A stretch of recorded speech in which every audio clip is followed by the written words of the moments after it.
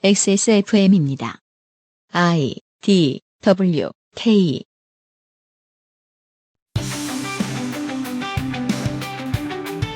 양산형 시사논평 시사아저씨 문답.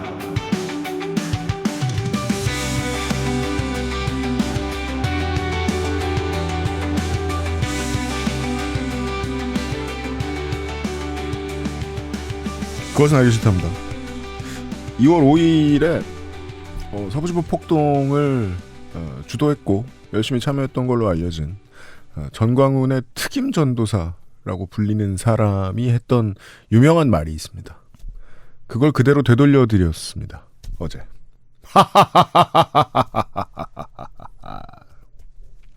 시사아저씨 어디 밖에 나가서 그 자기가 젊었을 때 저 음악했다고 주름 잡고 뭐 이러고 다닐 때 있습니까? 제가 음악을 했어요? 했잖아요. 음악을 하지는 않았죠. 밴드에서 드럼 아니었어요? 기타 아니에요? 네? 아 기타 아니세요? 아, 저는 기타죠. 기타를 취미로 친 적은 있는데, 네. 예, 누구처럼 이제 뭐 음반을 내고 뭐 네. 그리고 이제 뭐 힙합의 신으로 추앙을 받고 EBS 뭐 이런 프로그램에 나가서 공연을 하고 뭐 그런 적이 없죠, 저는. 뭐 이 프로 캔드릭이 진행해요? 저 아무튼 밖에 나가서는 뭐 자기가 음악할 때 얘기를 뭐 하는지 안 하는지 모르겠습니다만 우리 사무실에 오면 시사하시는 그런 얘기를 할 수 없거든요. 예. 그 뭐 최근에 우리 방송을 뭐 자주 안 들으셨던 분들을 위해 우리 사무실에는 되게 유명한 인디락의 드러머 출신이 있고 오리콘 차트 1위를 해본 작곡가 출신이 있고 오. 그 사이에 제가 그냥 가만히 서 있는 거죠. 그리고 건조가 있고 네. 저는 그냥 서 있어요. 네. 젊었을 때 음악했다 이런 말은 못하는 곳입니다. 네. 아니 음악 안 했다니까는 왜 그러는 거예요? 나는 이 반응 보세요. 나는 음악을 안 했다고요. 예, 자신이 극우였던 적이 없는 것처럼 구는 나경원 같은 네. 반응이죠. 하지만 블로그에 가면 적혀 있는. 네, 하지만 나는 취미 생활을 했다고요. 취미 생활. 대한민국 국민들은 지금부터 어디를 가시거나 내가 내란을 진압해봤다라고 자랑하실 수 있습니다. 그럼요. 네. 그렇게 해서 이 말을 쓸까 말까 고민을 많이 했는데 내란의 진압이 거의 완성된 주말이 되었습니다. 네. 국민의힘 갤러리를 가봤습니다. DC 인사이드. 아, 네, 즐거운 일이죠. 네. 정영식 헌법재판관을 지명한 놈 누구냐 죽이자라는 의견이 대두되고 있었습니다. 그건 윤이죠. 아, 이 그리스 비극적 전개. 네. 결론에서 저와 같죠. 네. 윤석열 사형. 네. 놀라운 광경이 펼쳐졌습니다. 어제 하루 동안. 세상 사람들이 의견과 행동 거지를 통해서 세력의 변화를 보여주는데 단 하루 만에 그렇게 많아 보였던 윤석열의 편이 모두 사라졌습니다. 심지어 윤석열도 윤석열 편이 아닌 것 같아요. 승복을 해버렸잖아요. 네. 윤석열 편은 이제 김용현밖에 안 남았습니다. 조선일보가 오늘 새벽에 이런 칼럼을 냈습니다. 사설이죠. 대선 준비 시간 촉박한 국민의힘 후보 많아 경선 흥행은 기대. 기대. 네. 이 포인트죠. 우리는 모두가 바뀌었다는 겁니다. 짤에 굳이 이준석을 넣어줬더라고요. 범보수 이러면서. 저건 기사였지. 사설은 이거였습니다. 차분했던 국민. 여기서 차분했던 국민이란 한남동 관저 앞에 사람들이 아무도 없었다는 뜻을 네. 얘기하는 겁니다. 네, 걱정했던 것보다 굉장히 차분했었죠, 상황이. 네, 이제 나라 정상화와 위기 극복으로. 심지어 결과를 알고 있었다는 듯이 이 신기루 같았던 세력은 하루아침에 사라질 거라는 걸 알고 있었다는 듯이 어제 아침 사설도 제 심신의 안정에 많은 도움을 주었습니다. 조선일보는. 위대한 승복과 자중으로 대한민국 지켜야. 자중하라니 지금. 승복이면 승복이지. 야 가스 나대지 마. 야 태극기 흔들면서 저 버스 부수지 마. 이런 소리를 한 거 아니에요. 보수 언론, 보수 정치인, 보수 개신교 생각보다 많은 사람들이 윤석열을 지키는 게 진심이 아니었다. 라는 걸 어제 하루 동안 봤습니다. 극우 유튜버들은 방송을 껐고 극우 시민들을 위로해줄 생각도 없는 거죠. 네. 아, 이 칼럼에서 위대한 승복의 카운터는 비열한 불복이었군요. 비열한 불복 세력을 냉엄하게 기록할 것이다. 우리는 그것이 아니다. 네. 여의도 순복음교회가 주도한 것으로 알려진 세계로 교회의 소년보 목사도 물러섰습니다. 세이브 코리아가 끝이라는 말을 했습니다. 이게 뭐 해체를 의미하는지 다시는 활동을 안 하는 건지 모르겠지만 아무튼 당분간 물러서 있겠다는 건 분명합니다. 나경원 의원은 이런 결과를 예상했다고 했습니다. 분명히 예상 안 하셨던 것처럼 말씀하셨는데 권성동 원내대표는 억울하다, 슬프다, 미안하다를 말하기 이전에 대선에서 지면 안 된다가 일성이었습니다. 모두가 제 생각에는 10시간, 1시간이 걸리지 않은 것 같아요. 몇 초 만에 태도를 바꿨습니다. 맞아요. 그 게임, 아포칼립스 게임 같은 거 하면은 뭔가 마지막 그 엔딩에서 뭔가 딱 누르면 이제 거기부터 시작해서 잿더미에서 갑자기 잔디가 촤 이렇게 다 퍼지면서 세상이 개벽되잖아요.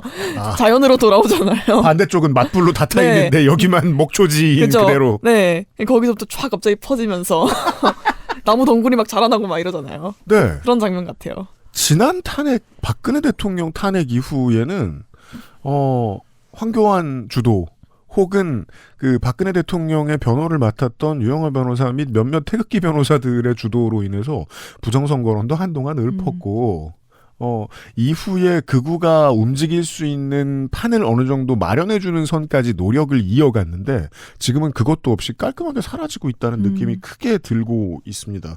저는 그런 인상을 받았습니다. 윤석열의 세력은 사라졌을까요? 안 사라졌죠. 얼마나 남아 있습니까?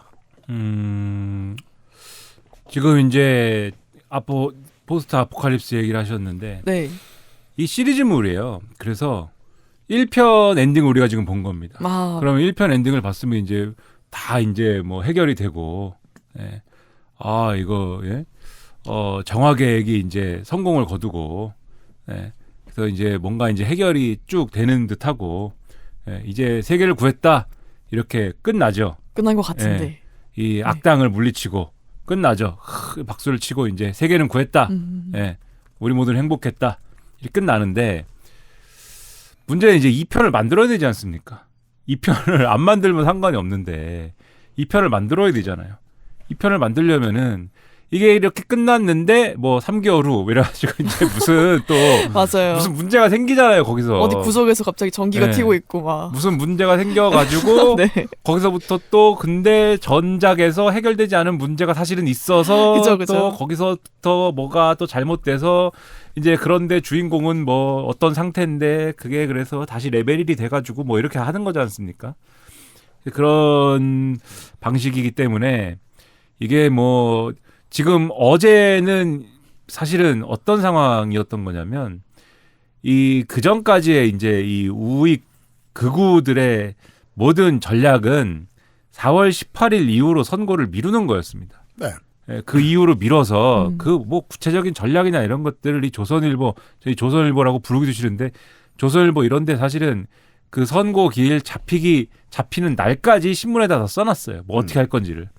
한덕수가 이 문영배, 이미선 두 재판관이 퇴임을 하면은 2명을 임명을 하는데 2명을 임명을 하는 거에 있어서 2명만 임명하면 좀 그러니까 마은혁 재판관도 같이 임명하고 그렇게 해가지고 9인 체제에서 천천히 윤석열의 이제 그 탄핵 심판을 한다 이런 얘기 다 써놨어요. 그렇게 하는 거였는데 선거길이 잡혔지 않습니까?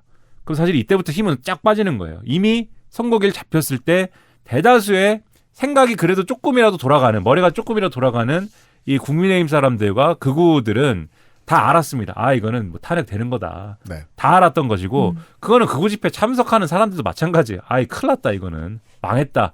망했으니까는 거기서 이제 뭐 여러 가지 얘기를 이제 시끄러운 얘기들을 한 것이고. 그래서 저도 그 점을 말씀드리고 싶었던 거예요. 저 사람들 생각보다 적어도 이쪽에서 바라보고 있는 우리의 예상보다는 똑똑하다. 그렇죠. 근데 그때 감 다 잡았고 그러면 네. 마음의 준비를 날 이틀 사흘이 있었던 거예요. 이 사람들은. 안 똑똑한 사람들이 이런 유튜브 이런 데 와가지고 4대4다. 4월 4일이니까 4대4다. 4대4. 무슨 상관인 거죠? 네, 각하다. 그리고 뭐 온갖 이제 그럼에도 어쨌든 이 동력을 계속 돌려야 되기 때문에 그거 유튜브에 대해서 지어낸 얘기들이 있습니다. 그 시나리오, 온갖 시나리오. 예를 들면은 그 최근에 임명된 사람부터 이 의견을 얘기를 하기 때문에 평결에서는 의견을 얘기하기 때문에 최근에 임명된 사람이면 윤석열 정권에서 임명된 사람, 조한창 뭐 이런 사람들부터 네. 얘기를 하는 거잖아요. 그래서 조한창이 먼저 이제 기각 이렇게 이제 이 분위기를 잡으면 정계선 재판관이 이제 아니라고 하겠지만은 그 다음에 정영식 재판관이 또 뭐 기각이라고 하고 뭐 그런 식으로 분위기를 잡으면은 그 다음 재판관들이 이거는 기각이 다수인가 봐 이렇게 생각을 해서 다 에라 모르겠다 기각이라고 할 것이다 뭐 이런 식의 말도 안 되는 이런 스토리 그런 걸 지어내서 유지하려고 했지만 유지가 안 되는 거죠. 그래서 지금 이렇게 푹 꺼졌는데 근데 이제 대선을 치러야 되지 않습니까? 대선을 치러야 되면은 이제 그들이 계속해서 이 주장해 왔고 어쨌든 이 원포인트로 계속해서 때려왔던 이재명은 안 돼. 이거 있잖아요. 그거를 기점으로 해가지고 다시 한번 이제 시도를 할 것이고 그 아까 말씀하신 이제 손현보 목사라는 분이 있지 않습니까? 네. 이분이 이제 인터뷰를 했는데 조선일보하고 했는지 중앙일보하고 했는지 지금 기억이 안 나는데 인터뷰를 했는데 그 인터뷰를 보면은 그런 얘기를 해요. 일단은 내가 뭐 이 얘기한 것도 있고 해서 일단은 집회를 접지만 근데 이전에 이 사람이 얘기한 계획이나 이런 걸 보면은 당신은 탄핵이 인용되면은 대선 운동으로 전환을 한다고 했는데 실제 그렇게 할 것인가? 라고 물어보니까 물론 뭐 지금까지 한 것들을 평가를 하고 이런 것들을 일단은 해야 되기 때문에 앞으로 어떻게 할 것인지는 생각을 해보겠다. 다만 또 반기독교적인 반성경적인 이러한 어떤 그러한 주장을 하는 대선 후보가 나선다면은 그걸 막기 위해서는 뭐든지 할 것이다. 뭐 이런 식으로 얘기를 하거든요. 조선일보 인터뷰였네요. 네. 멋진 말이네요. 반교회적, 반성경적, 반사회적이라는 생각이 드는 공약을 낸다든지 하면 전면적으로 반대할 수밖에 없다. 네. 그러니까 뭐 여차하면은 또 하겠다는 거죠. 저거는. 그렇다면 지금 물러서는 이유가 좀 더 명확해지는 거예요. 더 질질 끌면서 사회적 지탄을 받는 대신에 지금의 마중물을 쥐고 잠시 가만히 있다가 다시 화끈해질 때 또 모여서 이 세력을 과시할 수 있는 순간을 기다리겠다. 그러니까 이게 윤석열이 사실은 다들 뭐 이 난리를 치면서도 뭐 윤석열이 정말 잘했다고 생각해가지고 뭐 이 극우라는 사람들도 윤석열이 이 메시아라고 생각해가지고 뭐 난리를 치겠습니까? 정권을 뺏기기 싫어갖고 난리를 치는 거거든요. 결론적으로 얘기하면은. 근데 어쨌든 윤석열이 탄핵이 인용이 되는 상황이 됐기 때문에 더 이상 그 담론을 유지할 수가 없어가지고 무너졌습니다. 일단. 하지만 정권을 뺏기기 싫었던 마음은 그대로 있잖아요. 이 사람들이. 네. 그러니까 이제 정권을 뺏기는 그 포인트가 이제 또 올 거 아닙니까? 지금 대선을 치러야 되니까. 또 뭘 할 거예요. 또 뭘 난리를 치고 할 것이고 그 다음에 이제 정권을 뺏기지 않습니까? 정권을 뺏기면 뺏겼기 때문에 또 뭘 할 겁니다. 그러니까 지난번에 박근혜 때 말씀도 하셨지만은 박근혜 탄핵 이후에도 우리가 사실은 이제 기억을 좀 이제 그때 좀 오래됐잖아요. 이제 우리 나이를 먹었어요. 나이를 상당히 먹었습니다. 이제 8년 전이죠. 네. 8년 전에 혹시 연세가 혹시 저는 8년 전에 20살이었어요. 네. 그래서 문재인이 제 첫 투표였습니다. 네, 문재인 대선 때가. 래퍼 형님 8년 전에 몇 살이었어요? 그때도 40대 아니었을까? 20대였던 적은 나한테까지 물어볼 줄은 몰랐네. 예, 20대였던 적은 몇 년 전이에요? 내 첫 투표는 권영길이다. 야, 돈 세상을 뒤엎어라. 돈 세상을 뒤엎어라 기억납니까? 그때는 국민 승리할 줄 알았지 내가. 아니 돈 세상을 뒤엎어라는 그 2002년인데 그것도? 네. 나 네. 97년. 97년 권영길. 네. 그거는 이제 일어나라 코리아. 네. 네. 국민 승리 21. 네. 일어나라 코리아 구호가 싫다고 또 운동권들이 또 아무튼 네, 갑자기 네. 옛날 얘기로 했다가. 네. 네, 그래가지고 오래된 그래도 어쨌든 이 40대 입장에서는 8년 전 뭐 그렇게 오래 안 됐는데 그렇잖아요. 엊그제 같잖아요. 근데요. 네, 노화라는 게 그런 거예요. 맞아요. 네, 8년 전 엊그제 같은데 그때도 아팠어요. 지금도 아프고. 그렇죠. 네. 그때도 뭐 근데 이제 8년 전의 그 상황을 이제 생각을 해보면 박근혜가 탄핵된 이후에도 당이 그때 이제 심지어 당명이 새누리당이었지 않습니까? 네. 당이 막장이 됐어요. 막장이 되고 뭐 지들끼리 무슨 뭐 죽이네 살리네 하고 누가 박근혜를 똑같았어요 사실은. 왜 박근혜 탄핵을 막지 못했냐 이러고 뭐 우리는 뭐 이제 뭐 어떻게 할 수가 없다 뭐 이러고 뭐 엉망진창이 되고 그때 홍준표가 아직도 써먹는 레파토리가 있잖아요. 내가 당을 끝까지 지켰다. 네, 그 폐허 속에서 다 나가고 무슨 뭐 이게 이랬느니 저랬느니 울고불고 하는데 내가 대선 후보로 뭐 내가 질 줄 알면서도 나가서 당을 지키고 그리고 이제 뭐 그 자유한국당이 됐다가 그 당이 자유한국당에서 홍준표 체제로 하다가 그게 뭐 이러쿵 저러쿵 이제 뭐 해가지고 뭐 비대위를 했다가 뭐 그 다음에 이제 황교안 체제로 가고 이렇게 된 거잖아요. 이런 과정들을 겪으면서 뭐 아주 혼란스러운 시기를 거쳤기 때문에 똑같이 이제 될 겁니다. 근데 그 혼란스러운 시기를 거치면서 이제 극우 세력에 포섭되는 이 과정을 거친 거거든요. 그 당시에 자유한국당이. 맞아요. 저는 이제 비슷하게 흘러갈 거라고 보는 거예요. 그런 점에서 보면은 이 지금의 이제 극우 세력이 지금 이 순간에는 윤석열이 탄핵이 그냥 땅 돼가지고 야 집에 가자 이렇게 된 거지만 지금 그 극우 세력을 지금까지 지탱하고 잘하게 하고 그 다음에 버티게 한 그 토양 자체가 지금 있는 상황이기 때문에 어떤 방식으로든지 간에 다시 뭐 나올 것이다 이렇게 생각합니다. 근데 이제 그 나오는 어떤 스타일이 또 법원을 때려 부수는 거냐 그런 거는 아니겠죠. 법원을 때려 부수거나 그런 거는 아니겠지만은 뭘 하여튼 간에 나와가지고 뭐 이재명 범죄자 이런 거 하고 뭐 그런 방식으로 이제 하겠죠. 악은 변형이 자유롭기에 우리는 쉽게 예측하기는 좀 어렵습니다. 최종 표현형이 얼마나 못생긴 놈이 튀어나올지는. 다만 어떤 말씀인지는 저도 이해를 하는 게 저는 안심하라고 해서 드렸던 말씀이 아니고 저도 이제 8년 전과 비교를 했을 때 달라진 행동 양식이 눈에 띄었기 때문에 말씀드렸던 거고 결론은 비슷하겠죠. 자유한국당으로 재창당이 된다고 했을 때 그때 있었던 일을 지금 반복하지 않을 거 하나 있습니다. 당시에는 친이계 주도로 분당이 됐죠. 바른정당이 튀어나갔죠. 권성동 탄핵소추단장. 지금도 그런 테스트는 못합니다. 보수 정치인들은 춥고 배고프게 정치는 못한다는 사실을 그때 깨달았습니다. 아, 그건 확실히 학습됐군요. 네. 분당은 안 되고 지금의 본체를 유지한다면 지금의 본체는 새누리당, 자유한국당, 미래통합당, 국민의힘 그대로입니다. 주도권을 가지고 있던 당시의 친박의 DNA를 아직도 가지고 있습니다. 자유한국당이 됐을 때 제가 제일 이 정당에 대해서 걱정을 했던 건 극우 유튜브를 왜 이렇게 빨리 좋아하는 금사빠들이냐라는 거였습니다. 신혜식 같은 인물들을 불러다가 혹은 젊은 극우 유튜버들을 불러다가 행사 열심히 했었거든요. 배현진 의원이 그때 막 진행 보고 그랬던 기억이 납니다. 제가. 이거 한번 결착하기 시작하면은 쉽게 떼어내기 힘들다. 바른정당 계열들이 복당을 한 다음에 이런 사람들과 거리를 두겠다고 최선을 다했는데 결국 거리 못 뒀지 않습니까? 대통령이 너무너무 좋아했고 이런 것들을. 윤석열의 세력이 사라진 건 아니다. 이거 자세한 얘기는 참고로 이제 방송으로 말씀을 못 드렸는데 이번 주에는 한 번밖에 방송을 안 하잖아요. 다음 주에는 방송을 좀 많이 합니다. 엄청 많이 일요일까지 그 할실을 하는데 일요일 날 저희가 별일이 없다면 신수연 소장과 이번 재보선의 결과를 분석을 하기로 했습니다. 네. 투표구별로 다 분석할 텐데 그때 구로구 편에서 저희가 이야기를 해드렸던 초거대 연세중앙교회가 어떻게 자유통일당 후보로 나온 보수통합 후보를 밀어주었는지 실증 시간이군요. 에 대한 이야기를 해드릴 수 네. 있을 겁니다. 보수 통합 후보가 극우 후보가 나왔는데 32%를 받았잖아요.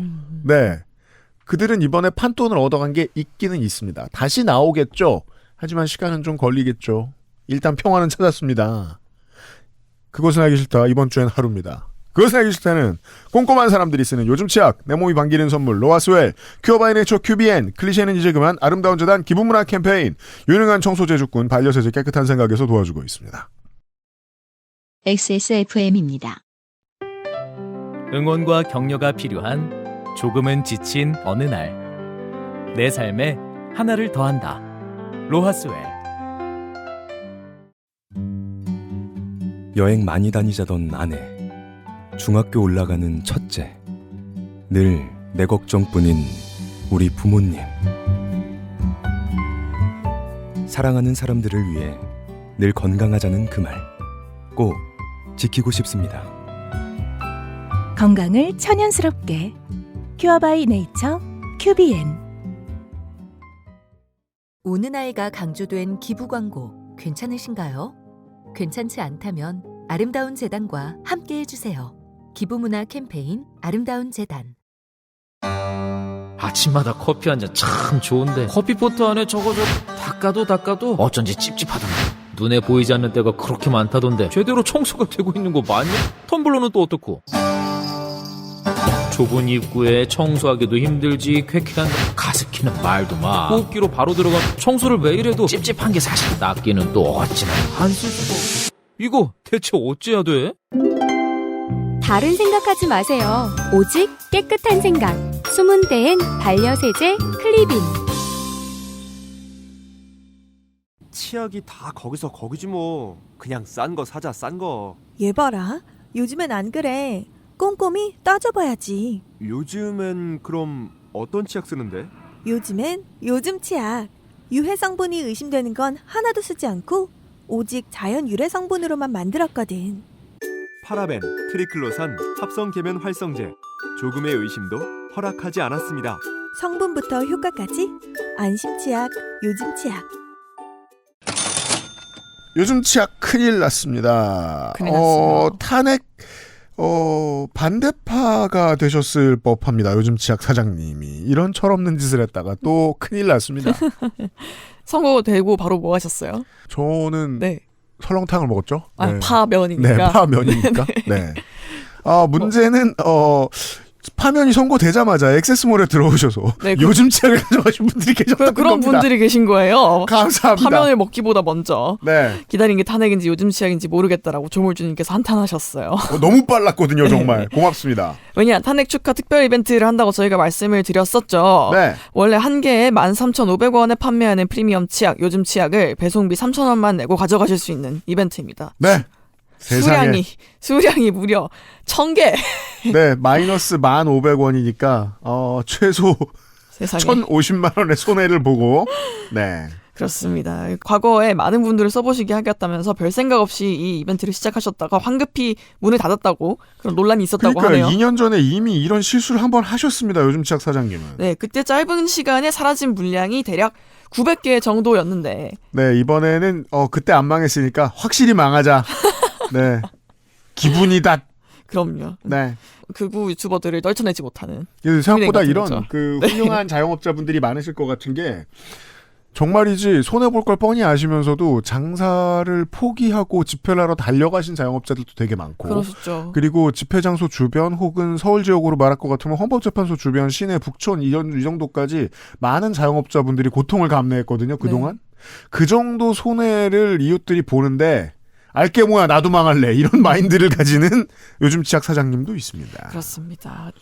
탄핵 겸 그리고 이제 리뉴얼 됐잖아요. 그래서 홍보 겸 1,000개를 하는데요. 네. 1인당 1개만 가능합니다. 주문을 네. 하고 또 주문을 하시는 몇 분이 벌써 계시대요. 네, 테스트를 또. 네, 하지만 조물주께서는 다 알고 계신데라고 맞습니다. 합니다. 네, 걸러내고 있습니다. 그렇습니다. 여러 가지 방법이 있대요. 네. 그러니까 부디 인당 1개만 주문해 주시기를 바랍니다. 부탁합니다. 네, 기존 요즘 치약 사용자분들께서는 부디 현재 함께 이벤트 중인 5+2 구매 옵션에도 관심을 가져주시기를 바라고요. 부탁합니다. 그리고 최근 새롭게 리뉴얼돼서 사용감이 크게 개선되었다는 평가가 지금 쌓여 있습니다. 네. 좀 더 상쾌함이 더해졌는데 그게 요즘 치약의 장점이잖아요. 그 너무 불쾌하지 않게 상쾌한 거. 맞습니다. 네, 그게 좀 더 강해졌고 네. 좀 더 시원해졌어요. 자연유래 성분으로 아이부터 노인까지 안심하고 쓸 수 있는 프리미엄 치약 이때 단 3,000원으로 한번 체험해보시고 마음에 들면 더 사주세요. 그렇습니다. 저희가 방송을 할 때까지 물량이 남아있을지 모르겠습니다. 아무튼 이런 걸 하고는 있습니다. 최근에 화제가 되었나 모르겠네.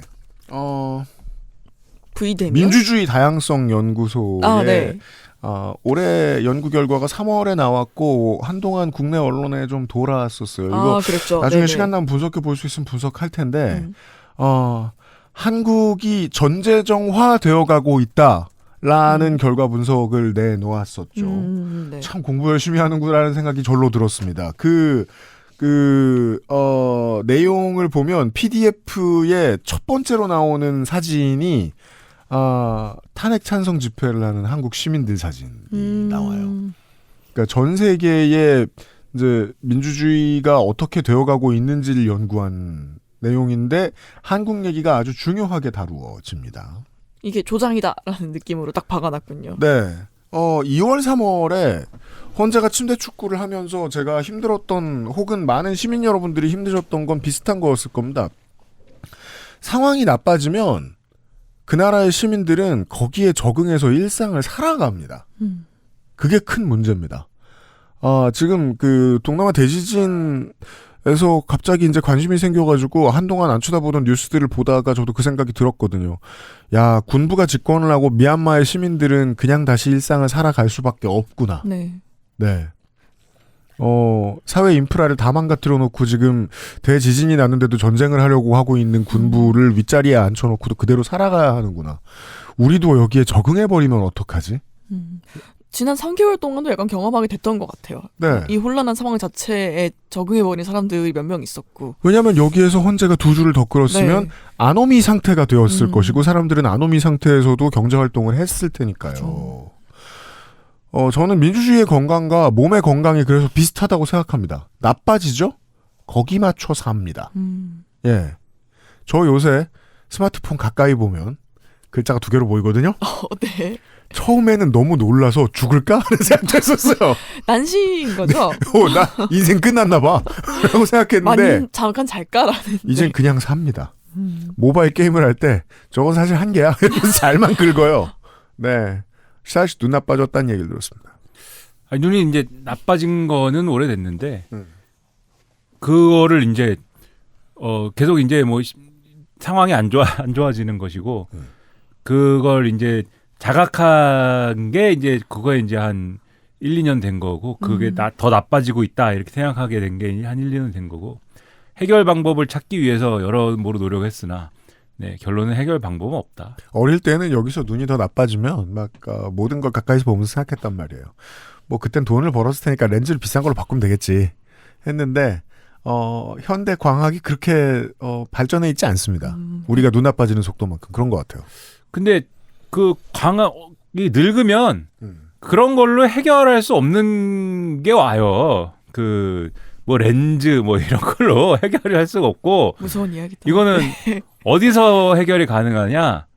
사이버펑크 2077에서 해결 가능합니다. 눈을 그죠 바꿔줘야죠. 리퍼닥한테 가서 키로시 항구 교체를 이제 해야 됩니다. 네, 그 세계관을 말씀드리자면 온몸을 이제 로봇처럼 하고 다니는 사람들이 의사라고 찾아가면 그 의사는 부품 갈아 껴주는 사람이다. 네, 그런. 그리고 가끔 보너스로 이제 경찰청 데이터를 해킹해가지고 이제 그렇죠. 딱 보면은 저 사람은 범죄 이력이 있는가 이런 거를 이제 판단할 수 있고, 그거 좋을 것 같아요. 딱 보면서 저 사람 이름이 뭐냐 이런 것도 알 수 있고.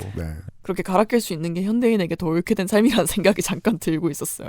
네, 뭐 건조는 일단 보이긴 해야 될 거 아니에요, 열받게. 건조는 혜택을 볼 수 있을 거고, 뭐 우리는 그럴까요? 죽어 있을 텐데. 네. 그러니까 너는 딱 필요한 나이일 거 아니냐. 네. 그렇죠. 50년 뒤.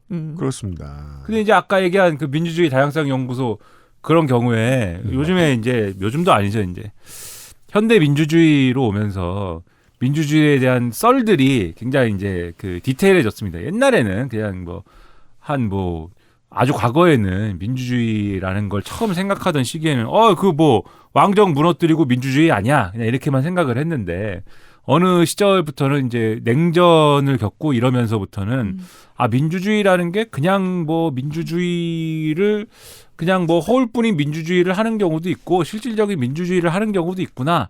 그럼 그게 뭘까?를 열심히 생각한 결과 이게 민주주의하고 자유주의가 두 종류가 있다고 치면은 자유주의하고 민주주의가 이제 같이 있는 경우가 있고 자유주의는 실질적으로 없는데 그냥 민주주의의 외형만 이제 띄고 있는 그러한 경우도 있고 그래서 사실 우리나라 같은 경우에 자유민주주의였단 말이에요. 원래가. 원래 그 구분법에 따르면은 별로 안 좋아하는 말이긴 합니다만 안 좋아하는 말이고 안 좋아하는 그 이제 구분법인데 저는 왜 나는 좌파니까.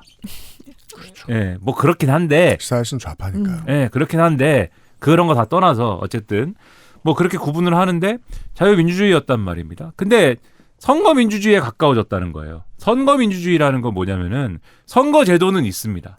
선거제도. 할 수 있다. 네. 너는 너네 나라의 지도자를 선거로 뽑을 수가 있다. 그런데 실질적인 자유주의에 기반한 그러한 이제 어떤 제도가 보장되고 그러한 게 관철되지는 않는 상태이다. 뭐 언론의 자유라든가 그렇죠. 이런 것들. 그리고 이 자유민주주의라고 할 때 가령 자유주의가 보장이 자유주의적 가치가 관철되고 보장이 되려면 윤석열이 좋아하는 거 있잖아요. 윤석열이 사실은 안 좋아하죠. 그러니까 이게 제가 비꼬는 겁니다. 비꼬는 거예요. 이 오해하면 안 돼. 요새는 설명 안 해도 돼. 왜 누가 뭐라 그래? 요새는 사람들이 악플 좀 읽지 마. 다 제각기 이해를 해가지고 뭐 원래 사람들은 제각기 이해했어. 네. 요새는 제각기 이해한 거를 각자 표현을 하니까 그렇죠. 여기저기 다 표현을 하니까 열받는데 자 열받아. 비꼬는 타임 윤석열이 그렇게 좋아하는 법치가 작동해야 돼요. 왜냐하면 법치가 작동해야 누구나 같은 법의 어떤 절차에 따른 기준이 누구에게나 적용이 돼야 그 모든 사람에게 똑같은 자유가 보장이 될 거 아닙니까? 그게 자유주의의 원리가 작동하는 거잖아요. 누구는 조금 죄 졌는데 누구는 바로 구속 딱 되고 누구는 죄를 아무리 많이 줘도 너는 뭐 괜찮아 이렇게 되면 그래서 네티즌들이 심우정 딸 캠페인 해주고 있죠 요즘. 네. 그게 이제 자유주의가 작동하는 게 아니잖아요. 그래서 윤석열이 그렇게 좋아하는 이제 법의 지배라는 개념이 있었지 않습니까? 네. 법의 지배라는 게 작동이 되냐 이거를 봐야 되는 거예요. 근데 법의 지배가 작동을 하는 게 방금 말씀드린 그 기준 누구에게나 법에 의해서 이 단죄를 받는 거냐 누구에게나 이 기준이 작동하는 거냐 이건데 윤석열 정권 때 누구에게나 그게 법의 기준이 작동을 똑같이 했느냐고요. 당장 김건희 씨에 대한 이 처분을 보면 알 수가 있잖아요. 그냥 단적으로.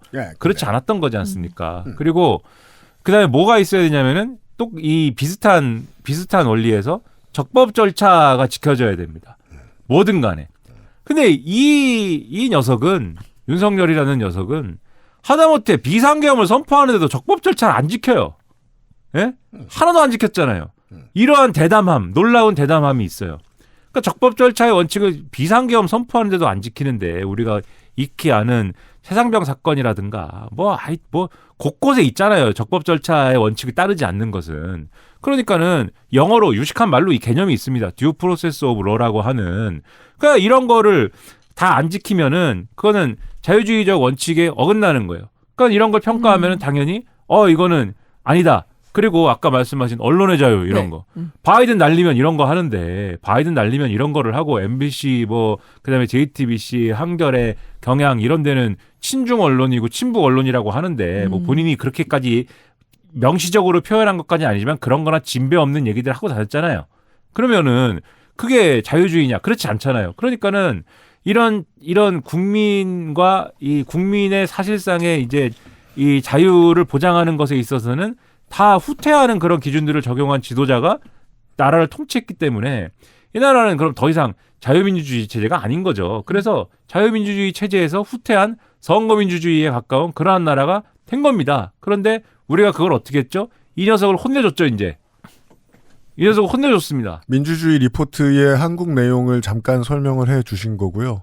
이따가 시간이 남으면은 트럼프 얘기를 잠깐만 할 텐데 트럼프가 하는 짓이 지금 미국을 자살하게 만들고 있거든요. 적어도 제가 보기에는.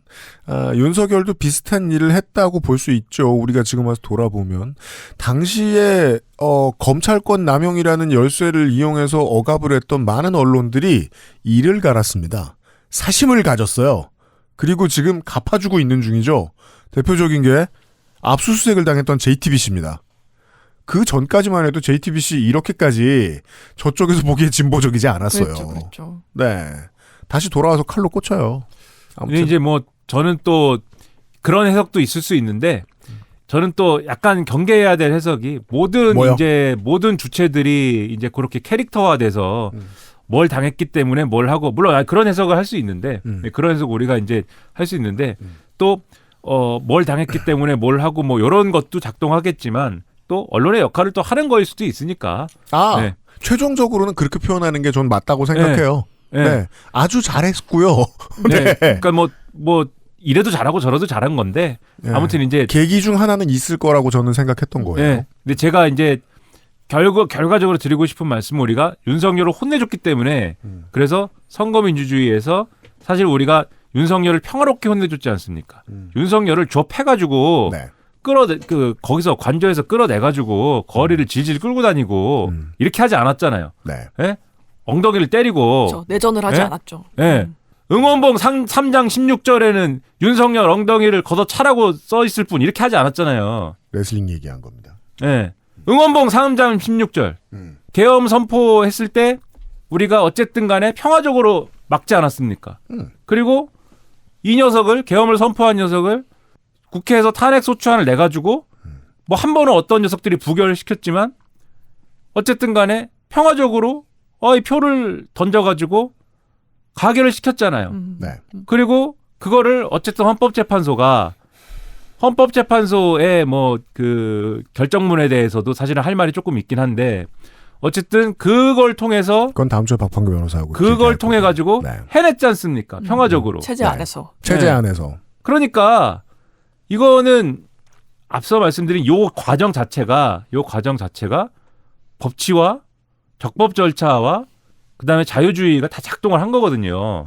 그러면은 이거를 해냈다는 것만으로도 사실은 선거 민주주의에서 다시 자유민주주의로 회복될 수 있는 그러한 저력을 이제 보여준 것이고 그런 사례 자체가 많이 네. 엮이기도 하죠. 네. 그 한국의 민주주의는 이렇게 회복이 되는데 내 눈은 회복은 안 된다. 네, 그게 이제 그렇습니다. 중요한 겁니다. 그 결론이요. 네. 네.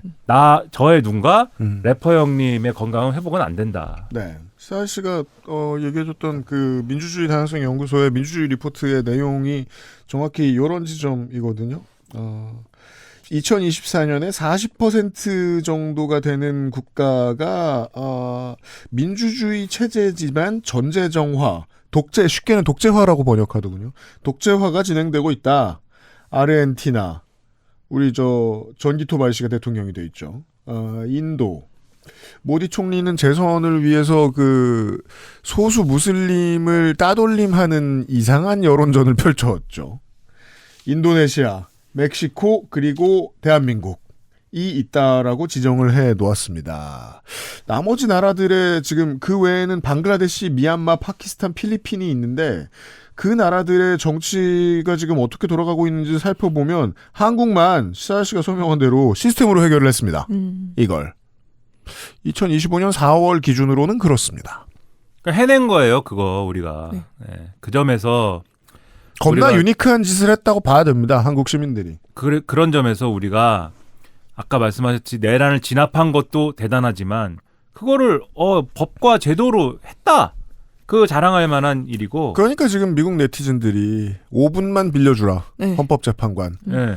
빨리 탄핵시키고 돌려주겠다라는 말을 하는 거 아닙니까? 그렇죠. 그리고 집에 갇힌 징징이가 되어서 더 대단한 것은 2번 했다. 2번 했습니다. 네, 2번. 네. 8년 안에. 네. 네. 2번 했다는 것은 뭐예요? 문재인의 전임과 후임이 없어졌다. 네. 라는 뜻이죠. 2번 했다는 것은 앞으로도 할 수 있다. 네. 네. 맞습니다. 대단하다는 겁니다. 그런 얘기입니다. 네. 원래 대선 얘기 할까 했는데 그게 얼른 생각나가지고 12월 4일에 네. 제가 얘기했죠. 한겨레는 12월 3일이 되자마자 민주주의를 지키겠습니다. 라고 앞에 글자를 딱 박았어요. 야, 빠르고 되게 확신에 차 있구나. 네, 사이트 들어가자마자 보였죠. 네. 한국일보는 12월 4일 아침에 대통령제 다시 보자. 이게 지금 순복음교회가 대주주인 뭐 국민일보나 이제 범보수 언론 모두의 태도거든요. 새로 고침하자. 네, 제가 1월 달부터 얘기했습니다. 대통령제가 그렇게 문제면 어느 당 대통령이 무슨 짓을 했는지를 보자. 그거 이제 지금 다들 얘기하고 있잖아요. 그죠. 사실상 이제 자유당과 공화당과 민정당은 정당의 역사를 구분해서 봐야 한다는 게 저는 메이저라고 생각하고 저도 동의를 하는데 그렇다고 해도 자유당, 공화당, 민정당, 개통의 정당에서 나온 대통령들만 다 이런 짓을 하고 있잖아요. 예. 그러면 대통령제가 반성해야 되는 것이냐? 어느 특정 정당이 반성을 해야 되는 것이냐? 예. 대선을 맞아서 이 얘기를 하고 시작하는 게 좋을 것 같아요. 대통령제는 물론 왜 개헌을 하고 싶어하고 네. 왜 지금의 대통령제를 바꾸고 싶어할까요? 대통령제를 바꾸고 싶어하는 마음은 뭐 이해를 합니다. 왜냐하면 대통령들이 사고를 다 쳤으니까 그런 마음은 이해를 하는데 그리고 제가 아까 말씀드렸잖아요. 좌파다. 근데 좌파는 어떻게 해야 됩니까? 대통령제에 좌파의 대해서. 제가 약간 이제 우스개로 하는 말씀이에요. 좌파의 스케일에 맞추려면은 대통령제를 무슨 뭐 4년 중임제를 하고 뭐 또는 내각제로 바꾸고 뭐 이 정도 스케일이 아니죠. 그러면요. 소비에트를 건설을 해가지고 예. 대통령을 없애야 된다. 너무 전통적인 좌파인데. 예, 대통령 같은 걸로 해결이 되는 게 아니고 각 작업장 각 이제 지역에 소비에트를 다 건설을 해가지고 소비에트 평의회에서 이제 다 결정을 하고 그 다음에 국가의 이제 중앙 권력은 그 국가 단위의 또 인민위원회를 건설을 해가지고 거기서 이제 또 인민위원회 의장과 함께 결정을 하고 이러한 이중적인 어떤 그러한 시스템으로 이제 해야지. 다 바꿔야 된다. 아니 뭐 무슨 뭐 내각제니 무슨 뭐 4년 중임제니 뭐 이 정도 스케일로 되겠는가.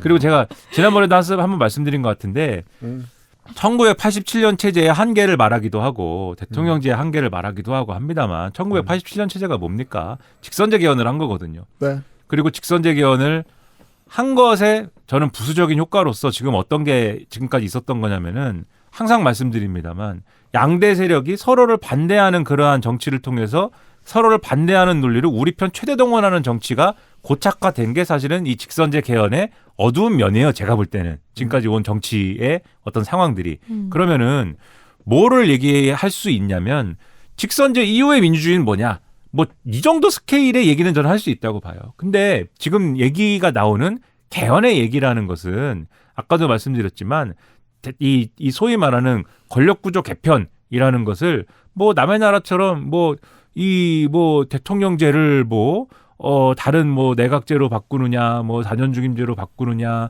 여기에 맞춰가지고 국회를 뭐 상원을 상원을 해가지고 양원제를 하느냐, 뭐 이런 여러 가지 제도들의 조합을 가지고 지금 얘기를 하잖아요. 근데 그거는 실체적으로 존재하는 어떤 이 정치 문법과 정치 문화와 그 다음에 어떤 그렇게 될 수밖에 없었던 이 정치의 경로 의존성이나 이런 것들이 있는 상황에서 그 위에 있는 제도의 조합을 이렇게 바꾸고 저렇게 바꿔봐야 저는 제한적인 효과가 있을 뿐이고 근본적인 어떤 변화를 이끌어낼 수 있는 그런 담론은 아니다라고 1차적으로 생각하는 게 있고 2차적으로는 진단이 지금 그런 방식으로 접근할 거면은 진단이 잘못했다고 생각하는 게 그런 얘기에 불과한 얘기라고 하면은 윤석열은 사실은 그런 얘기를 다 초월해가지고 지금 한 거거든요. 뭔 얘기냐면은 윤석열이 내각제의 국무총리였으면은 친일 쿠데타 안 했나? 그렇죠. 뭐 이걸 안 했겠습니까? 4년 중임제였으면 이 자식이 친일 쿠데타 안 했나? 그러니까요. 뭐 양원제가 있었으면은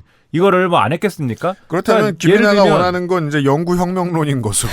네, 예를 들면은 트로츠키주의자예요. 계엄령을 더 여러 가지 장애물을 더 가지고 선포하기 어렵게 만들어 놨다 제도적으로 라고 하면은 안 했겠습니까? 이자는 지금 우리 헌법재판소 결정문에도 나오듯이 지금 존재하는 제도와 지금 존재하는 제한을 그냥 다 개무시한 다음에 그냥 하는 사람이었어요. 이자는. 그냥 벽을 뚫고 간 거북이 같은 거죠. 네, 그냥 다 개무시하고 그냥 선포를 했는데 뭘 그걸 지금 제도를 이렇게 바꾸고 이렇게 할 수 없는 것이고 그 논의로 이 윤석열의 계엄 선포를 막을 수 없는 것이고 오히려 그렇다면 제가 뭐 지난번에도 비슷한 말씀 드린 것 같은 느낌이 드는데 오히려 제가 어떤 다뤄봐야 될 문제는 윤석열은 어떻게 대통령이 된 거냐. 그 얘기를 해야죠. 네, 윤석열은 무슨 수를 써가지고 대통령이 된 것이고 사람들은 윤석열을 왜 뽑은 것이고 뭐 이런 거 그게 뭐냐면 정치의 우리가 현대 민주주의가 직면하고 있는 정치의 실체에 대한 얘기거든요. 그런 거를 고민할 필요가 있는 건데 그런 얘기는 이제 잘 안 하는 거죠. 거기까지 뭐 생각을 안 해서인지 아니면 그게 너무 이제 뭐 뜬구름 잡는 얘기여서 그런 건지는 모르겠으나 그런 얘기는 없고 개헌 얘기를 지금 해가지고 하는 한 축은 국민의힘 쪽에서 이제 개헌 얘기를 하고 싶어 하는데 그 홍준표 시장 이런 사람들 난 시장 그만두고 제7공화국으로 가겠다. 지금 이렇게 얘기하는 거잖아요. 오늘 지금 사실상 대선 출마 선언을 했습니다. 네, 관두는 모양입니다. 어차피 지금 송파에 계신데 대구에 안 계시고. 네. 이제 그렇게 얘기하는 것은 국민의힘 사람들이 하는 얘기는 그런 거예요. 윤석열 탄핵 찬반으로 얘기하고 싶지가 않다. 왜냐하면 자기들도 제가 이제 어제 이제 그거 유튜브는 뭐라고 하는가 이게 좀 들어봤는데 모 변호사가 이제 울분에 차서 이제 막 소리를 지릅니다. 그거 유튜브에서 헌법재판소 이 좌파 판사들 사법부는 좌파들에 장악되었다. 용서할 수 없다. 이 자들은 혼내줘야 한다. 뭐 이렇게 왕창 얘기한 다음에 배승희 말투인데. 예. 네. 논리는 하나도 없어요. 논리가 없고 그런 이제 울분과 선언만 있습니다. 혼내줘야 한다. 그리고 이제 또 국민의힘 뭐 하는 자들이냐. 탄핵 소추안 통과시켜가지고 상황이 이렇게 되지 않았느냐. 이 자들은 가치가 없다. 국민의힘 해산해야 된다. 예, 뭐 그런 얘기 늘상 해요. 근데 네. 국민의힘을 용서할 수가 없다. 우리 편인데. 이런 자들을 이런 자들을 믿을 수가 없고 뭐 이런 얘기를 또 한창 합니다. 그다음에 무슨 뭐 이재명이 뭐 어쨌다 뭐 그런 얘기를 또 이재명이 되면 뭐 어떻게 되고 뭐 이런 얘기 또 한참 두서없이 합니다. 그다음에 또 무슨 뭐 이제 뭐 이 나라 뭐 어떻게 되고 뭐 이런 얘기를 또 두서없이 한참 한 다음에 또 국민들이 저항해야 된다. 뭐 이런 얘기를 하면서 또 헌법재판소 이 좌파 판사들 용서할 수 없다. 고장난 레코드처럼 계속 반복을 하더라고요. 그러니까 이게 뭐냐면은 탄핵이 됐다. 윤석열이. 책임이 누구한테 있는 거냐. 탄핵 책임이. 지금 좌파들에게 있다. 좌파도 아닌데. 네? 좌파는 김민아입니다. 네, 나밖에 없는데 좌파는 난데 민주당과 응원봉 시위를 한 이 많은 시민들을 향해서 이 좌파들 때문에 윤석열이 탄핵됐다. 중국과 북한의 지배를 받는 좌파들 때문에 이 좌파들 용서할 수 없다. 좌파 책임론. 이 국민의힘 배신자들, 국민의힘 때문에 지금 국민의힘이 결국 탄핵소추안 통과시켰고 이렇게 된 거 아니냐. 국민의힘 용서할 수 없다. 국민의힘을 때려 부셔야 된다. 자꾸 이 언론이 클릭수 유도하려고 이 정유라 씨라는 분을 자꾸 기사를 쓰지 않습니까? 정유라 씨가 하는 말을. 네. 네. 자기들 실제 신문 지면에는 기사 내지도 않으면서 신문 지면에 씻지도 않아요. 그 양반 말은. 네. 온라인 기사에만 쓰는 거거든요. 클릭하라고. 그죠. 클릭해서 열받으라고. 네. 근데 정유라 씨가 뭐라고 했다는 거예요? 국민의힘 쓰레기 같은 정당. 난 이제부터 차라리 민주당 지지한다. 아, 네. 네. 왜 탄핵을 막아내질 못하냐. 네. 괜히. 그러니까 이런 거 국민의힘 책임론. 3. 그 와중에 이제 한동훈 때문이다 이런 거 있잖아요. 국민의힘 내 특정 세력 이 책임론. 그러니까 책임론을 가지고 싸우게 생긴 거예요. 근데 그러기 시작하면 이제 대선에서의 뭐 어차피 승리 확률은 없지만 득표를 얼마나 할 것이냐에 있어서는 계속해서 쪼그라들 수밖에 없는 환경에 처하지 않습니까? 그러니까는 탄핵 찬반 구도, 탄핵 책임론 구도를 벗어나고 싶은 거죠. 그러려면은 자 윤석열도 정치적 생전에 개헌을 하자고 했어. 그러면 이 윤석열의 생전. 네. 아니 여기 와 보니까는 향을 피워놨더라고요 여기. 네, 그렇죠. 윤석열의 정치적 죽음을 애도하는 겁니까? 네, 저희 인센스가 있습니다. 네, 향을 피워놨는데 향 이름이 왜 드래곤 블러드예요? 예? 드래곤 블러드라고 써 있죠. 그랬어요? 네, 드래곤스 블러드예요. 네. 그랬구나. 그래서 나는 저거 언제 읽었어? 네. 이거는 문학인을 기리는 네. 문학인이 자신의 피를 바쳐서 제물로 이 헌법재판소에 이 상황을 만든 것입니까? 네. 문학인이 피를 바쳐서? 그 문학인 책임론으로 가는 거예요? 그러면? 문학인은 드래곤이다. 문학인은 드래곤입니다. 예? 근데 방송하자. 예. 여러분 꼭 아셔야 됩니다. 문학인은 드래곤이다. 네. 그런데 네. 이 개헌을 가지고 자 윤석열의 살아생전에 이 유지를 이어야 한다 우리가. 그래서 우리는 개헌을 얘기하는데 이 윤석열의 소중한 의지를 잊지 않겠다는 녀석들이 있다. 그게 좌파들이다. 이재명을 봐라. 개헌 얘기를 안 하고 개헌의 동의를 안 하지 않느냐. 이러면서 이제 반 이재명 전선을 또 만들기 좋은 이슈가 개헌입니다. 그래서 이제 이렇게 가고 싶어하는 국민의힘에 지금 욕망이 있는 거죠. 근데 제가 정말 열받는 게 권영세 뭐 개헌 얘기도 하고 다 좋은데 권영세 비대위원장이라는 사람이 이렇게 얘기했습니다. 이제 탄핵이 인용되기 전에 그 전날인가에 1987년 체제의 한계를 이제는 넘어야 된다. 뭐 이런 얘기를 했는데 당신들이 그렇게 얘기할 수 있는 것이 바로 1987년의 체제의 한계이다. 네.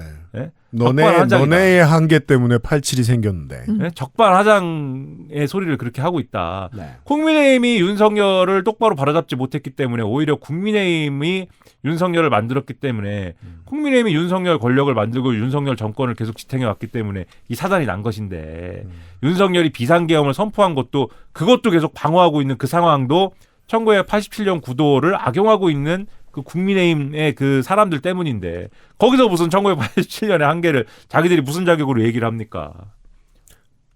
8년 전 대선의 트라우마, 제가 윤상현의 탄핵 트라우마라는 단어를 가지고 엄청나게 뭐라고 했었는데, 왜냐하면 탄핵의 트라우마가 있는 건 너네들이고 우리는 박근혜 트라우마가 있었을 뿐이다 라는 얘기를 했었잖아요. 그랬었죠. 근데 그 탄핵 트라우마라는 게 어떻게 발현되냐면 그 당시에 새누리당 자유한국당이 우리는 탄핵의 강을 넘어갔습니다. 미안합니다 라고 열심히 하고 다녔고 결과는 분당됐고 5명의 후보가 나와서 문재인 대통령이 이기는지 지는지 아무도 관심 없을 정도의 대패를 했었단 말입니다. 그러면 지난번 대선을 생각해 봐야죠. 아까 저 시사 씨가 거기 얘기하다가 저 드래곤 생각하다 딴 얘기로 넘어갔었는데 지난번 대선은 이쪽이 어딘지 모르겠지만 하여튼 이쪽이 싫다 하는 모든 사람들을 다 모으는데 성공했던 대선이었습니다. 네, 그렇게 만든 0.7%. 심지어 노무현 문재인 지지자도 일부 끌어모을 수 있을 정도로 응집력이 대단했습니다. 모두가 모여서 한 사람을 당선시켜줬는데 그 한 사람이 이준석 버리고 유승민 버리고 안철수 버리고 하나씩 다 버리더니 나경원 때리고 김기현 내쫓고 다 좌파 취급하더니 결국은 신의 한 수를 보고 있더라. 그러면 보수 인사들의 생각은 일치되는 거죠. 아, 이건 대통령제 잘못이다. 우리가 이겨봐야 한 새끼만 꿀 빨잖아. 우리가 나눠 가져야 돼 정도의 마인드로 개헌을 말하고 있는 것처럼 보여요. 그렇게 갈 수 있겠네요. 저는 그렇게 이해했습니다. 네. 대선 전에 개헌을 이야기하는 2가지 이유 정도를 예측해봤습니다. 네. 개헌을 가지고 민주당 쪽이 싫어서 하는 민주주의를 통해서 다시 한번 세력을 끌어모을 수 있다는 믿음이 있는 것 같고, 예. 저는 보통 쉽게는 이렇게 얘기하죠. 나는 잘났다고 생각하는데 죽어도 내가 대통령은 안 될 것 같은 사람들이 하자고 하는 게 개헌이다 정도로 생각을 합니다. 네, 광고 듣고 오겠습니다. XSFM입니다.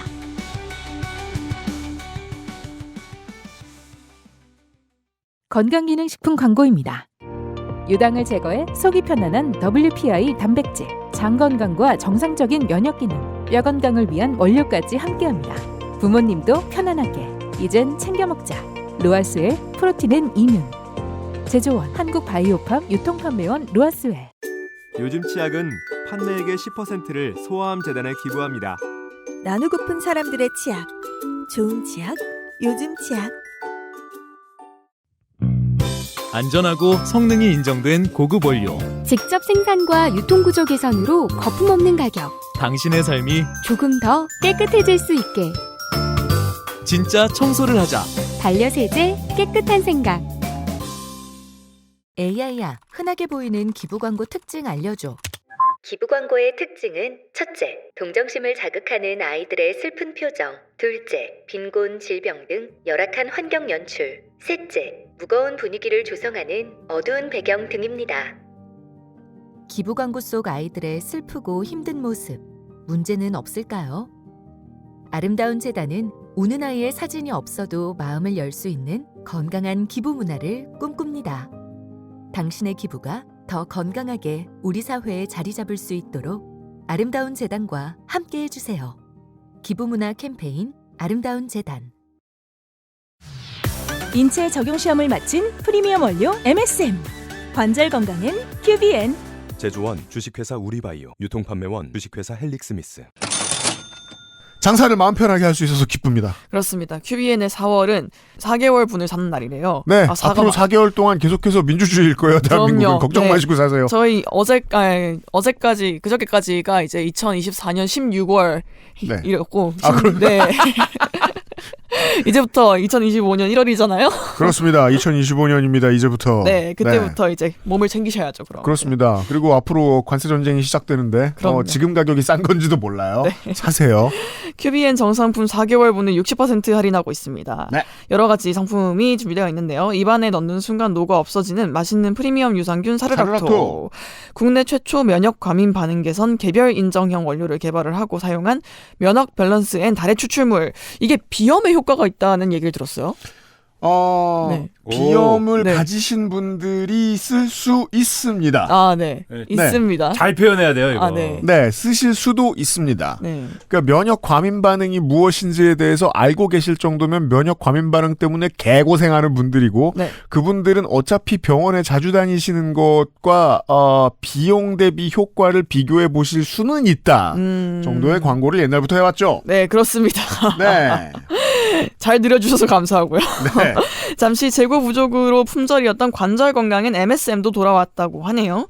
인체 적용 시험도 보통 12주 이상 시행을 하는 아주 믿을 수 있는 제품입니다. 네. 3개월 이상 먹어보시고 한번 효과를 있는지 없는지 확인해보시고 큰 할인을 받아서 한번 보시길 바랍니다. 그렇습니다. 액세스몰로 와주시고요.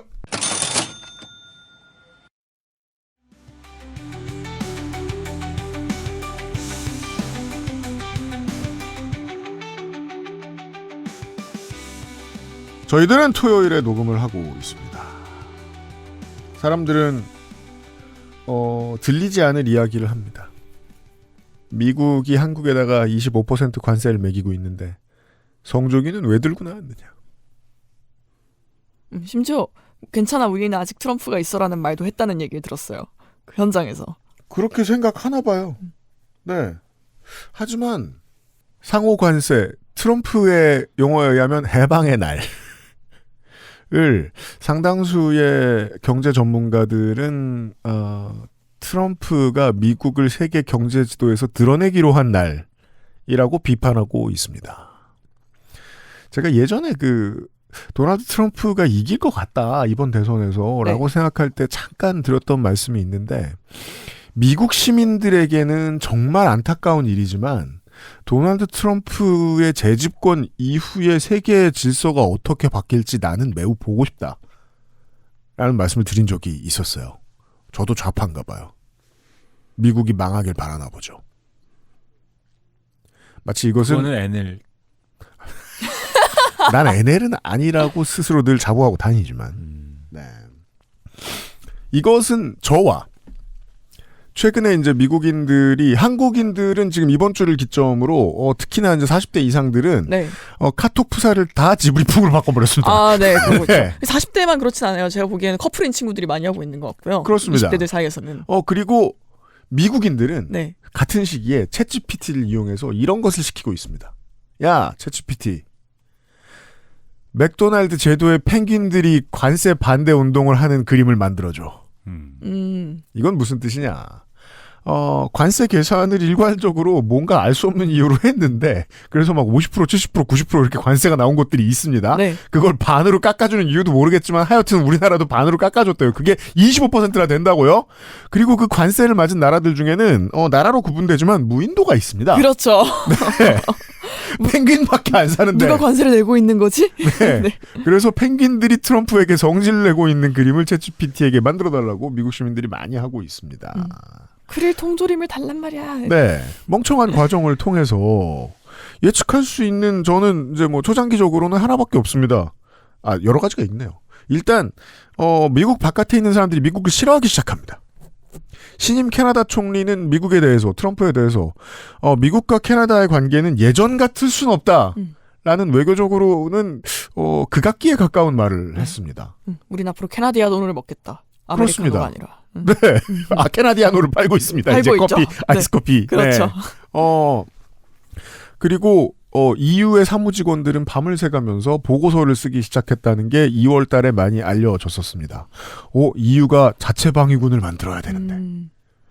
이걸 실제로 생각하기 시작했습니다. 미국하고는 장사도 외교도 할 수 없구나라고 생각하는 나라들이 지금 급격히 늘어나 있습니다. 네, 저희 북유럽 연구소 때도 잠깐 얘기했었죠. 네. 2차 대전 이후 외교도 경제도 분위기는 최악입니다. 적어도 외국이 전 세계가 미국을 생각하는 상황으로는 말이죠. 이래가지고는 미국은 혹은 미국 시민들은 행복할 수 없습니다. 당장 수입 관세도 결국은 소비자가 떠안는 측면이 있기 때문에 미국인들의 생활 물가는 어마어마하게 높아지겠죠. 미국은 안팎으로 병 들어갈 겁니다. 그런 선택이 트럼프가 부르는 소위 해방의 날이었습니다. 이 얘기만 끝으로 좀 하고 정리를 하죠. 트럼프는 자살을 택했다고 보는데요, 저는. 네. 모르죠, 뭐. 모르지. 네. 네. 하지만 알 수 있는 것은. 네. 왜 이러냐 그러면 트럼프가. 왜 이러냐? 왜 이러냐가 있어야 될 거 아닙니까? 네. 뭔 생각하냐? 트럼프는 첫 번째 집권 때는 오바마가 모든 걸 반대로 하면서 표를 관리하려고 했고 네. 이번에는 바이든이 욕먹는 모든 것들을 내가 잘할 수 있다라고 이야기했었습니다. 그 일환인 것으로 보이죠.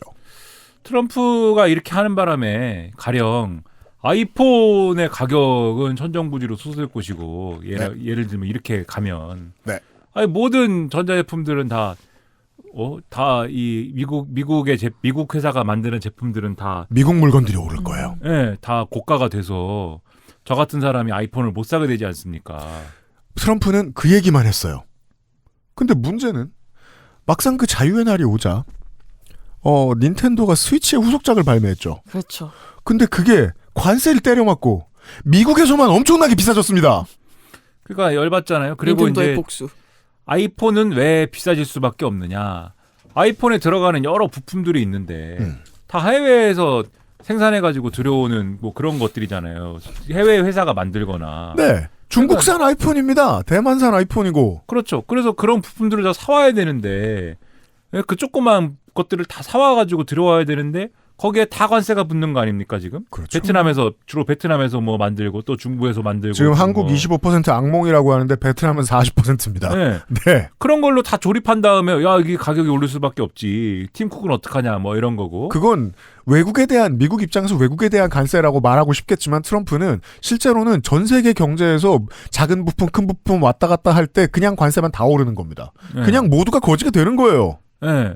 그리고 뭐 그렇게 되면은 사람들이 아이폰을 못 사고 삼성폰을 사든지 뭐 이렇게 되는 거고 애플은 이제 더군다나 애플은 뭐 망하냐 뭐 이렇게 되는 것이고 팀쿡 쫓겨나냐 이렇게 되는 것이고 근데 이게 애플에만 적용되는 게 아니고 모든 회사에 다 적용될 거 아니에요. 스마트폰을 사는 내가 미국 시민이에요. 네. 아이폰은 중국에서 들어와요. 네. 비싸졌어요. 이제 사기 힘들어요. 그럼 싼 폰 사야지. 한국 사람들은 싼 폰 산다 그러면 뭐 생각하죠? 중국 거 생각하죠. 그죠. 근데 중국 것도 비싸요. 이제 미국에서. 선택지가 없네요. 그럼 최근에 디자인 예쁜 너띵 알아요? 너띵? 그래도 아이폰보단 싸겠죠. 너띵이라고 안드로이드 폰 되게 그 안에 투명하게 보이는 디자인 예쁜 스마트폰인데 너띵 에이스인가 너띵 3인가?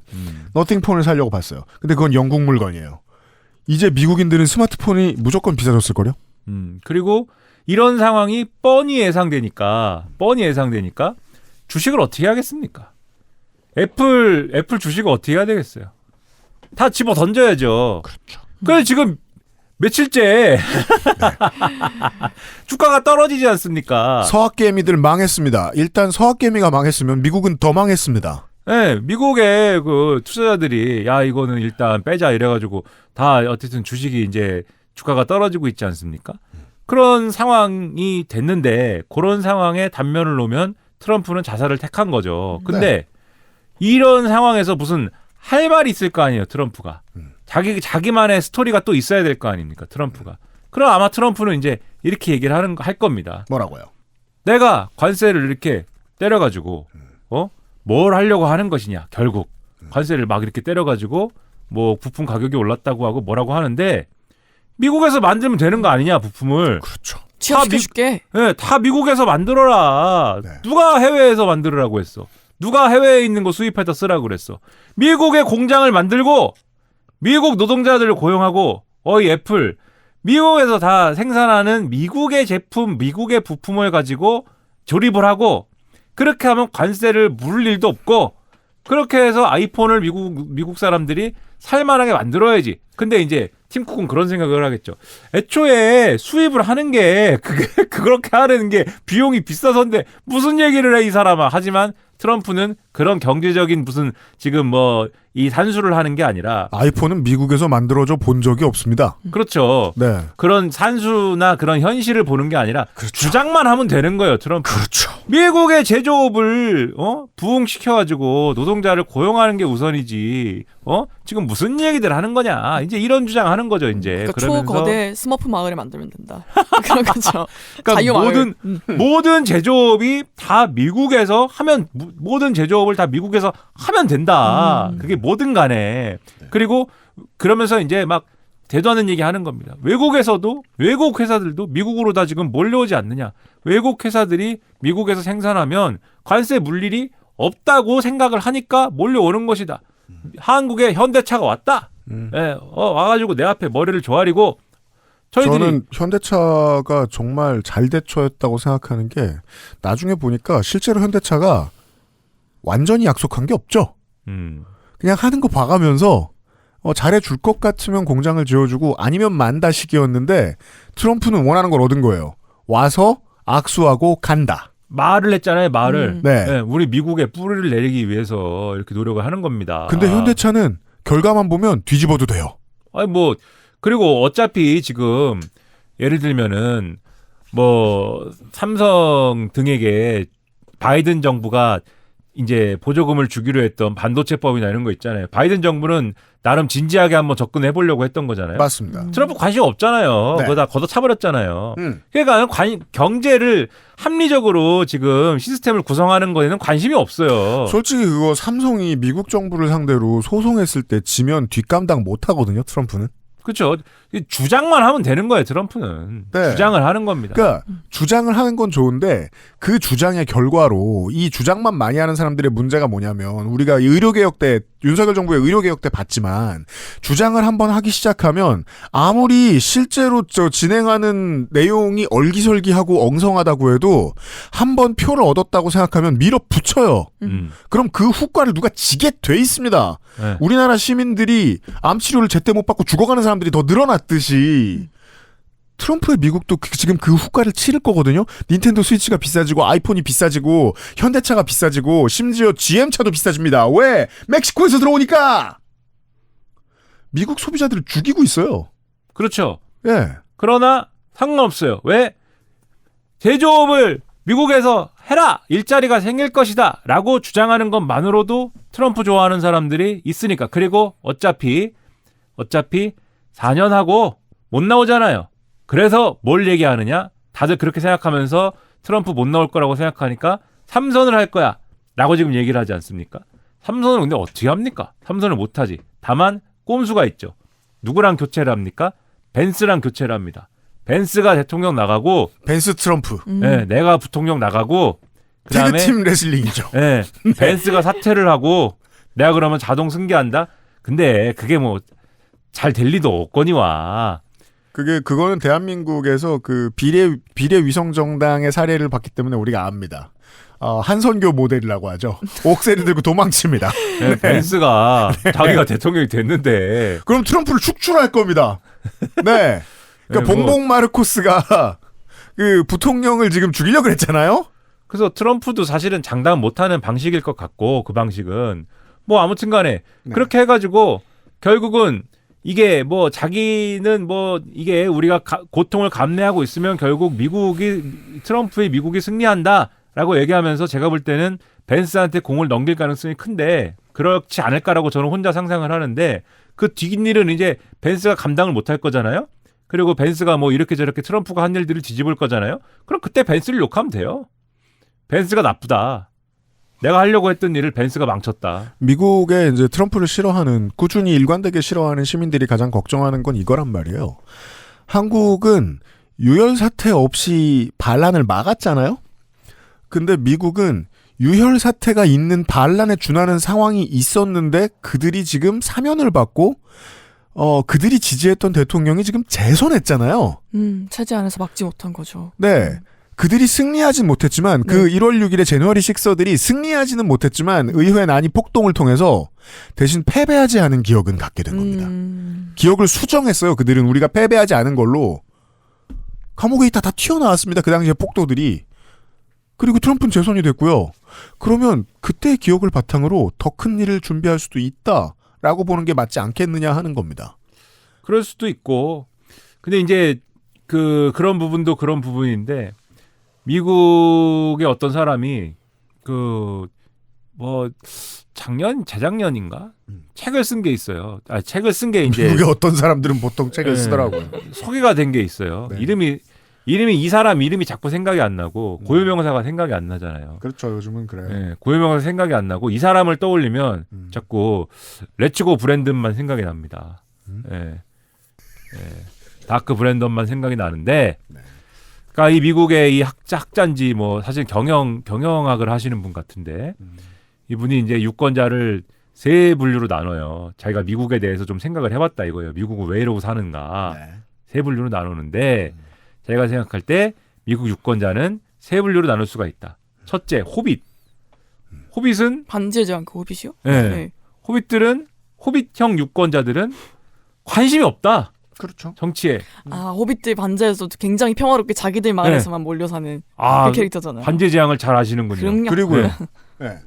관심이 없다. 그래서 투표할 때는 가서 투표를 하는데 평소에 정치 뉴스고 뭐 이 경제적 현실이 뭐 아무 관심이 없어가지고 그냥 막 투표를 막 한다 그냥. 네. 이런 자들이다. 호빗이. 그리고 뭐가 있느냐? 훌리건이 있다. 훌리건들이 있어요. 이 훌리건들은 자기 팀을 훌리건 알잖아요. 자기 팀을 응원하는 데만 아주 열성적일 뿐이지 실제 정치 현실을 직시하려고 우리의 경제적인 또 정치적인 어떤 현실을 직시하려고 하는 게 아니에요. 그래서 우리가 흔히 말하는 확증 편향, 챔버 이펙트 이런 데 빠져 사는 사람들입니다. 자기의 신념을 강화하는 정보만 습득하고 그것만 강화하고 그래가지고 그러고 있으면서 행동 양식만 요란한 이런 사람들이 훌리건이에요. 이런 사람들. 그리고 그다음에 마지막으로 이제 벌컨이 있는데. 그죠. 벌컨론. 예, 벌컨은 이제 스타트rek에 나오는 그러한 이제 종족인데 이 사람들은 그렇죠. 똑똑하고 합리적이어서 티들. 네. 예, 이렇게 저렇게 따져보고 이렇게 저렇게 판단해봐가지고 이렇게 저렇게 나눠보고 뭐 이렇게 한다. 예, 이 세 분류가 있다. 예, 이 다크 브랜드는 이름이 아닌 어떠한 사람이 주장을 했어요. 조 바이든이요? 이름이 다크 브랜드는 아니에요. 이름은 생각은 안 나요 지금. 그런데 자기가 열심히 생각을 해봤는데 대부분의 유권자는 호빗 아니면 훌리건인 것 같다.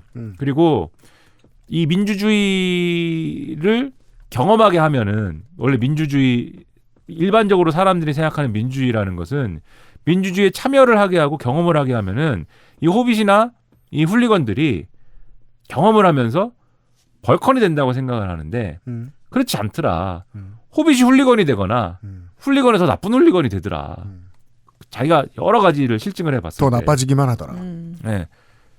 근데 제가 볼 때는 그 진단은 상당히 진실을 담보하고 있다. 네. 제이슨 브랜넌이네요. 네. 사람 이름. 어떤 미국 사람 이름? 네. 네. 비슷하잖아요. 네. 제이슨 브래넌이? 네. 알았어요. 레츠고 브랜든. 네. 그래가지고 그래서 근데 이제 결론이 황당합니다. 이 사람 결론이. 그럼 어떻게 해야 되냐? 투표권을 주지 말자. 그렇죠. 네, 투표권을 이 호빗하고 이 훌리건들한테는 주지 말아야 된다. 저도 이거 처음에 그 얘기 듣고서 깜짝 놀랐고 고개가 끄덕여지는 게 저 따위로 생각하는 사람 많이 만나보거든요. 플라톤적 사고. 네, 저도. 그러니까 철인이 어딘가에 따로 있다라고 생각하는 사람. 네. 그러니까 현실 진단은 제가 볼 때 맞아요. 근데 왜 거기로 튀지? 네, 현실 진단은 맞는데 이게 그래서 해법이 그러면 거의 이제 시험 봐가지고 투표권 주자거든요. 이렇게 되면은. 그죠. 그 책을 썼어요 이게. 책 제목이 정직합니다. Against Democracy. 네, 민주주의에 반대한다. 근데 현실은 정확하게 진단했는데 결론이 막장이다. 그 미국이 옛날에 했던 거잖아요. 흑인 유권자들 대상으로. 그렇죠. 이거는 이제 이전으로 돌아가자는 것이고. 그러니까 구형 민주주의죠.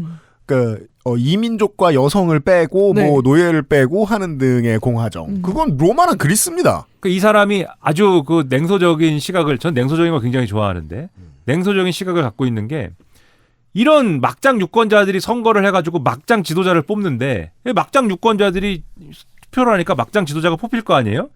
그럼에도 왜 나라가 돌아가고 민주주의가 작동을 하느냐?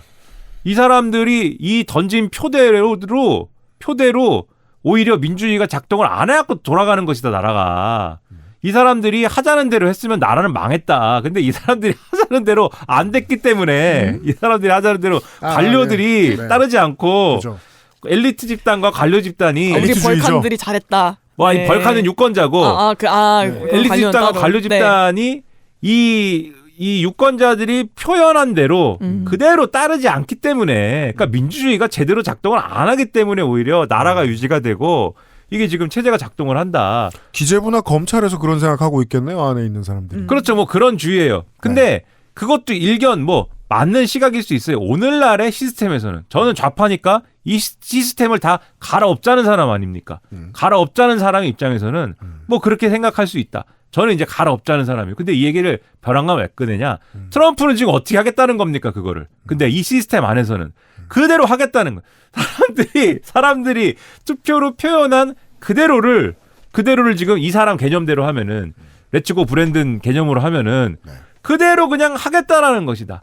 그러면 이 사람 결론대로 가면은 어떻게 되냐? 나라는 망한다. 이제 이렇게 가는 거죠. 그래서 이 사람의 아주 뭐랄까 염세적인 그리고 냉소적인 그러한 결론을 보고 있는 건데 그러면 좌파는 어떤 생각을 하느냐? 역시 미국의 사례를 봐도 이 민주주의라는 것을 저는 민주주의를 반대하는 게 아니라 민주주의를 더 심화시켜야 되고 민주주의를 더 실질적으로 만들어야 되고 더 실효적으로 만들어야 되고 사람의 일상에서 삶에서 작동하는 민주주의를 해야지 이게 바뀐다.